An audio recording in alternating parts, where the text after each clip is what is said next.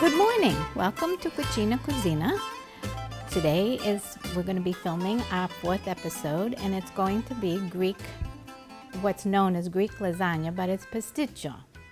So what I've done is you're going to use, I've boiled the pasta ahead of time, drained it, I cooked it according to package directions, and al dente. But the pasta that you want to use is either the Greek pastitsio, which you can get either in a Greek specialty shop or you can order it on Amazon, but it might take a while to get there because it does come from Greece. Or you can use bucatini. It's an Italian pasta. And if you see, the reason that you want to do that is it has these little holes in it, which holds the sauce the bechamel sauce and any of the rest of the meat sauce that you will be preparing and then placing into the pan. So the other thing that you can use is penne pasta. Some people use rigatoni. If anybody is gluten sensitive, you might want to use the gluten-free pasta. I like to use those that are made with either chickpeas or lentils rather than rice flour because it doesn't stick to each other and it doesn't get as hard. You don't want hard the pasta when you're cutting into the pasticcio to serve. So, and I'm introducing a little bit of controversy today. It's believed that pasta was actually invented by the Chinese and that Marco Polo brought it back to Italy.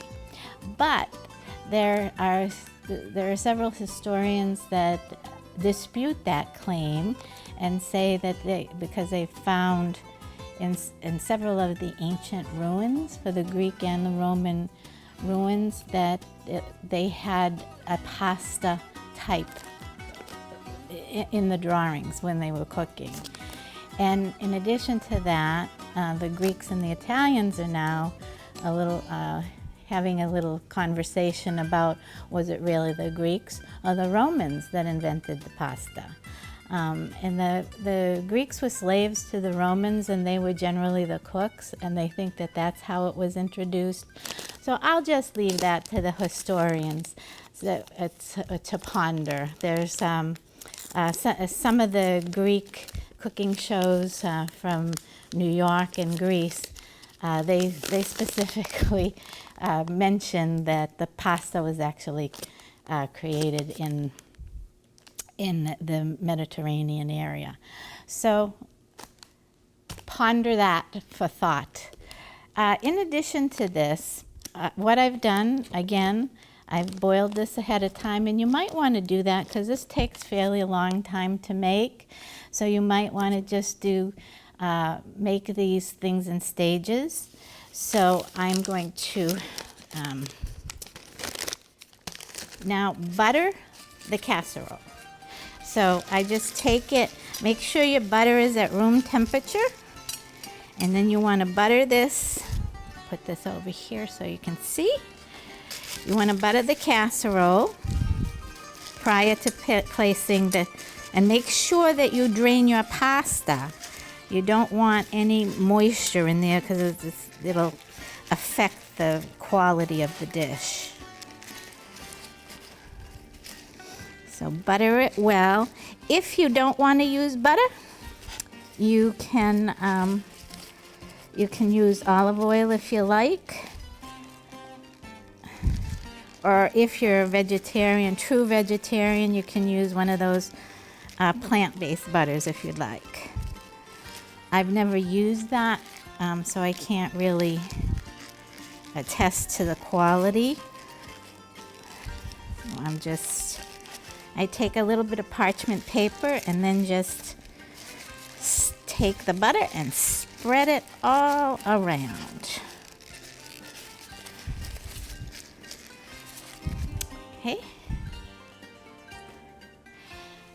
I'm going to take the pasta.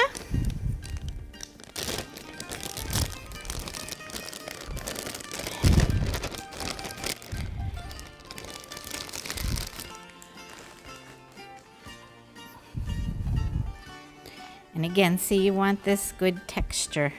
You don't want anything sticking. And again, if those of you who are gluten sensitive and use the gluten-free pasta, I would use the chickpea or lentil based flours rather than the rice flour. The rice flour sticks, and it's not as good of a dish. And it also adds protein to the dish if you are gluten sensitive. Now the next thing I'm going to do is I'm going to take about a 1/4 cup of grated kefalotiri, which is a Greek sheep's milk cheese. It makes for a creamier mixture. When you're also going to add it to the bechamel sauce. But we're going to do this in layers, so a lot of people call this Greek lasagna because we're doing things in layers. So you have your buttered dish, your pasta, spread about a 1/4 cup of the kefalotiri.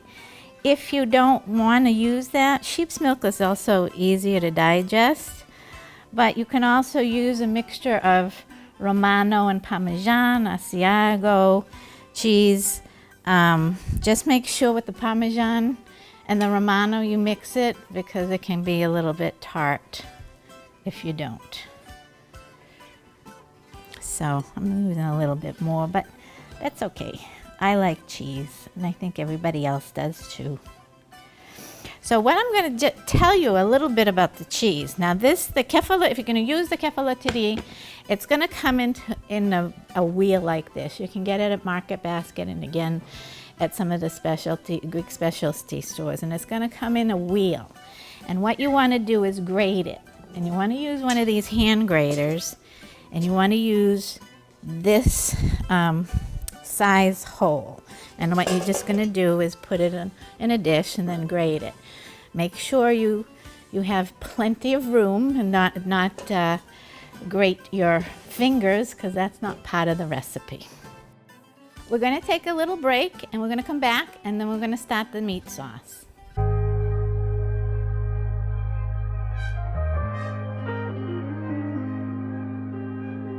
Okay, now for the meat sauce, we're going to put in about a tablespoon of extra virgin olive oil into a heated pan.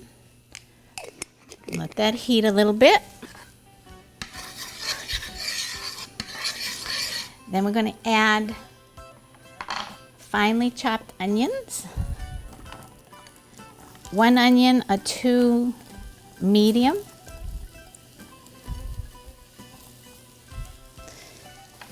And we're going to cook this until it's translucent. Just mix that up. Make sure that the olive oil mixes in with all of the onion pieces.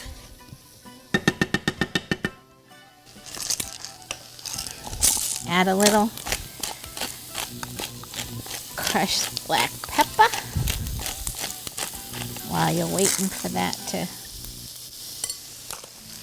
cook.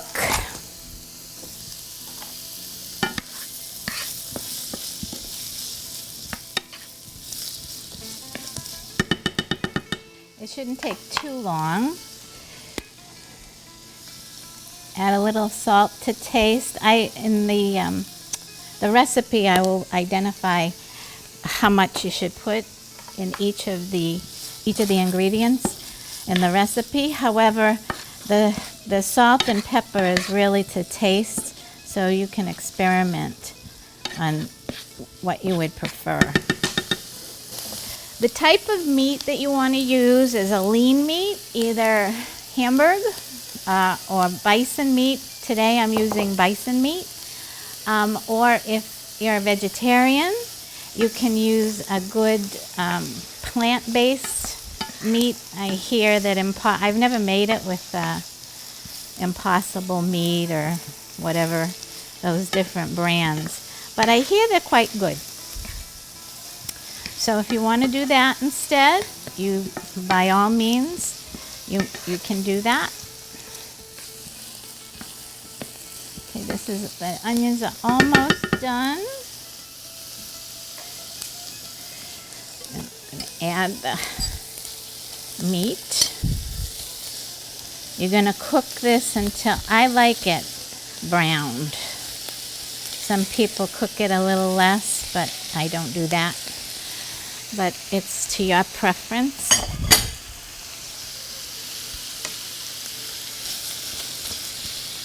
We're gonna start browning the meat. Oh, it smells delicious. Then to this, once the meat is browned a little bit, I'm going to add 3 cloves of garlic. You don't want to add your garlic too soon because it can start to get bitter. So you don't want to do that, but I'm going to do that right now. It's starting to brown up. And the onions are releasing a little bit of their juice. So there's some liquid there, but we're going to add a little bit more liquid. We still have a little pink in here, so we're going to continue to cook until it's completely brown. Okay, now to this, you're going to add some cinnamon. So, and to taste, about, I'm using about a tablespoon. But you can use less or more to your taste. Again, during the baklava episode, I had mentioned about the types of cinnamon. You want to use Ceylon cinnamon instead of the Saigon cinnamon, because if anybody is taking coumadin, sorry, the coumarin in the cinnamon is much lower in Ceylon cinnamon than the Saigon cinnamon. So you want to be careful that it doesn't interfere with anybody's medications. So we just add that. It's starting to smell good. And then you're going to add 8 ounces of tomato sauce. Just plain tomato sauce, not, spaghetti sauce, tomato sauce. Mix that in there. Let each ingredient get its 15 seconds of fame.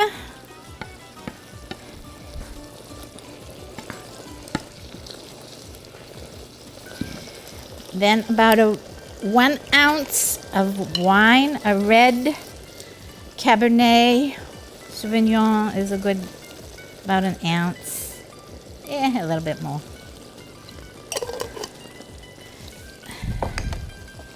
You can use any brand you want, anything you like. So this is going to start to boil a little bit. And everything will mix well. And then I'm going to add 3 tablespoons of tomato paste.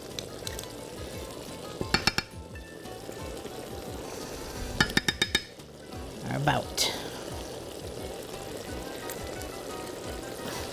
Now you can use this concentrated tomato paste from Italy, or you can use any of the other canned varieties if you like. It's up to you. Depends on everybody's preferences. So you're going to mix that in, get it, the tomato paste is going to have its little 15 seconds of fame as well. So now what you're going to do is you're going to lower the heat and you're going to let this cook and have all the flavors meld together until most of the liquid has dissipated.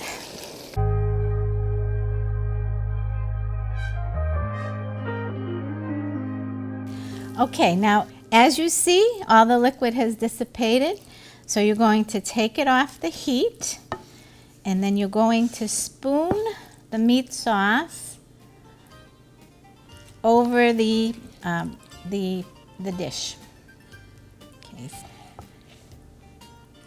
It doesn't matter how you just plop it in there; it'll spread during the baking process.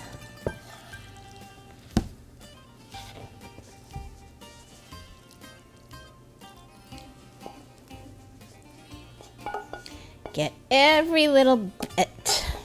You want all of that goodness to get into the dish.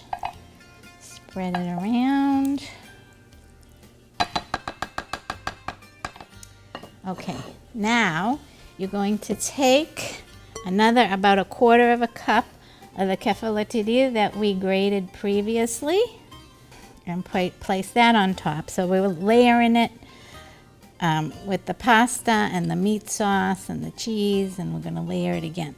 Now, you're going to reserve about another quarter cup because we're going to put this in the bechamel sauce. Some people don't do that. They don't put the cheese in the bechamel sauce, but I do. So we're going to be back, and then we'll start the bechamel sauce, and we'll ladle it on top of the mixture, and then we'll bake it, and you'll see it when it comes out of the oven.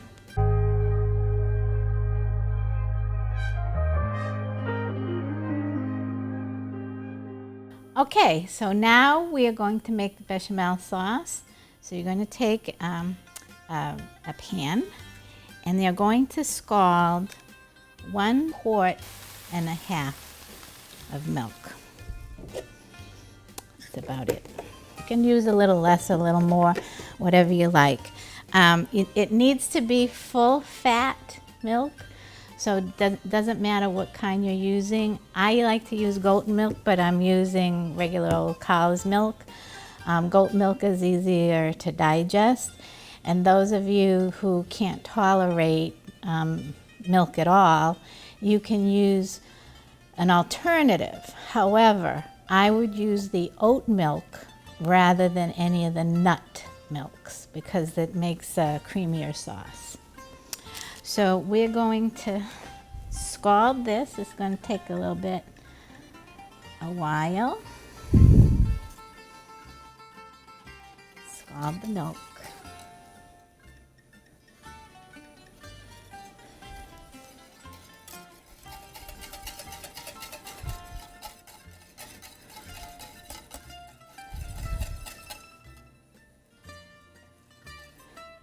It's going to take a little bit. Going to keep stirring.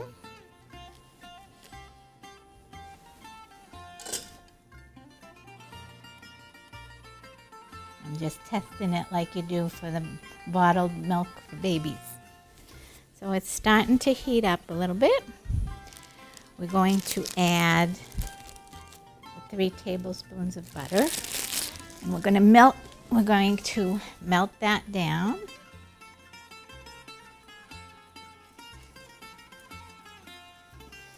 You don't want the milk to develop a skin. And keep stirring. Once that's melted, we're going to add a tablespoon of raw sugar. And if you don't want to use the sugar, you don't have to. But it makes for a little sweeter sauce.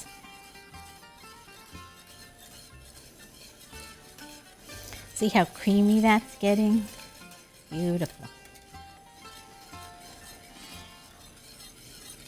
Keep stirring because you don't want this to burn and you don't want to skin. Okay, I'm going to add the sugar.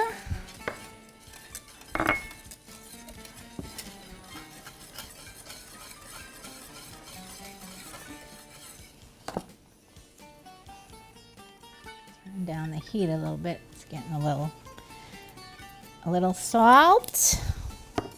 Stir that in.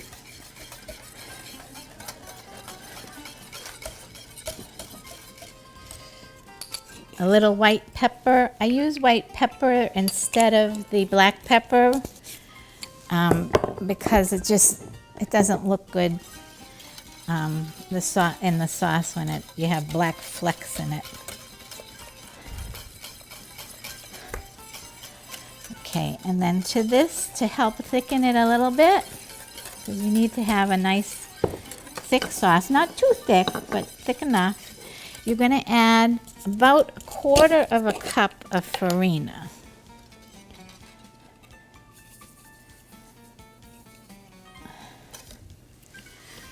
add a little bit more or less depending on the consistency.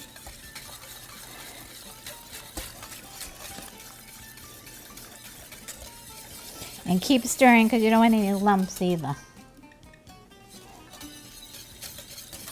Now you want all of your ingredients at room temperature so that nothing curdles, and that's the milk. And we're going to use eggs as well. So to this recipe, you can add 9 regular eggs. I'm using an alternative, 1 carton of egg substitute, just a little bit healthier, less cholesterol.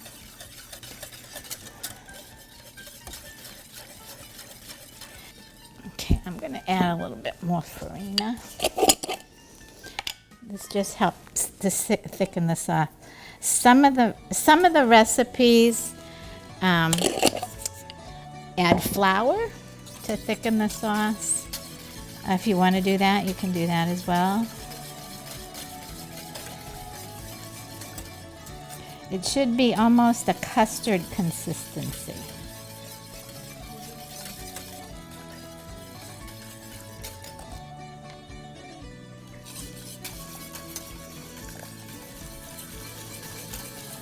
Slowly add the eggs, whether you use, now if you're going to use the fresh eggs, slightly beaten, not completely beaten.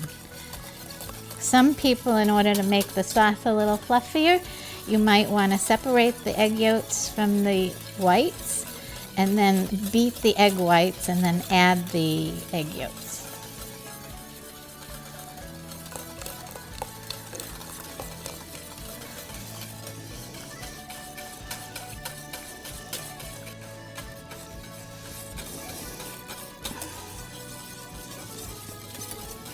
Be patient because this can take a while.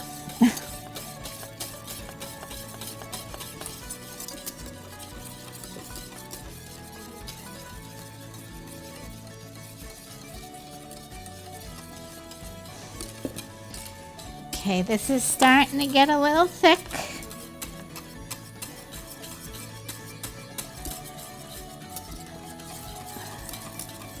And see this consistency, this is what you want. Okay, you're going to add the rest of the cefalatidi. You'll melt that into the sauce. Just makes a little creamier texture when you do that, instead of just layering it, using all the cheese to layer the dish. Get every little bit. Keep stirring until that's melted. Keep stirring because you don't want it to curdle.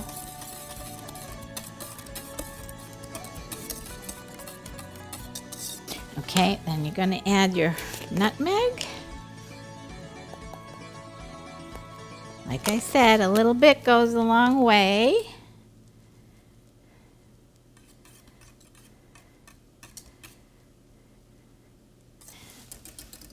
Okay, so we're going to take this off the heat, and you are going to take the end of a knife and poke holes into the pasta dish.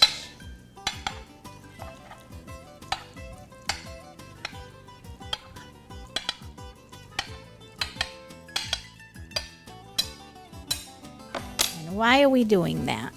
We're doing that so we can, when you ladle the sauce, it will seep through. So you want the sauce to seep right through the layers.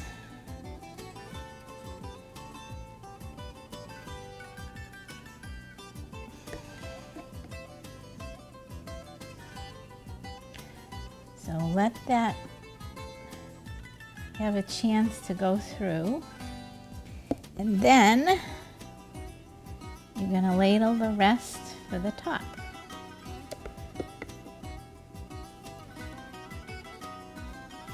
And then you're going to put this in a 350-degree oven and cook it depending on, each oven is different. They cook at different levels. But cook it for about 50 to 60 minutes. Make sure the top is smooth. Okay, so I'm going to put it in the oven. Again, bake it for 50 to 60 minutes until the top is golden brown. A little bit of that off, and we'll come back and plate it. My passion for cooking started when I was a child. My earliest memories were cooking koulidaki, Greek sesame cookies, with my mother and my grandmother. Over the years, I've cooked for co-workers, friends, and family, and I even started a little business called Aphrodite's Confection when I was in my 20s. As I ease into retirement, I'm introducing Cucina, a cooking show which is a tribute to my Greek and Italian heritage. We'll be making baklava, spanakopita, Pastitsio, which is known as a Greek lasagna, a vegetable Italian lasagna. I'll even be tweaking a few of my yaya's recipes with more healthier ingredients. Some of my recipes are in the Holy Trinity Ladies Philoptophos Greek Cookbook. I think you're going to really like Cucina, so let's get cooking. Awesome, that was really great. So here you have it. It's fresh out of the oven. You probably want to let it cool a little bit, but we're going to cut a piece so you can see what it looks like.